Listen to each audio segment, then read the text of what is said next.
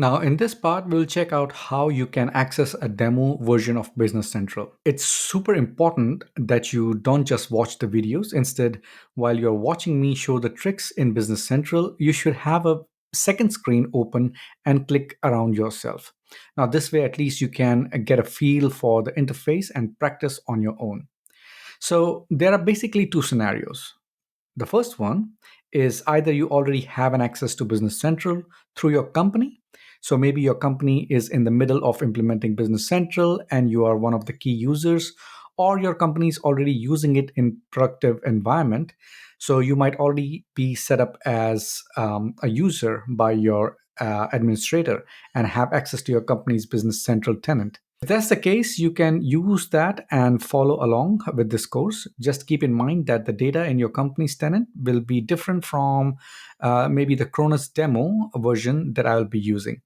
And the setup might look a bit different too. But you don't have to worry about that because that really does not matter. The same basic principle apply and you will be just fine using your company's version of Business Central. In fact, it might even be better for you since you will get to know the version your organization is using. However, now if you don't have an access or a user account yet, or just want to make things easier by using the same setup that I'm using in this course, here is what you need to do. The database that you will access will look pretty much the same as mine. If you click on the link that you see on your screen right now or scan the QR code, that will actually take you to something called as Dynamics 365 free trial version. This will basically take you to this particular page. If that link for some reason does not work based on when you are watching this particular video, based on when it was recorded, well, then you can also search for Dynamics 365 free trial and you will land up on this particular page. All right. And over here, you can look for various products.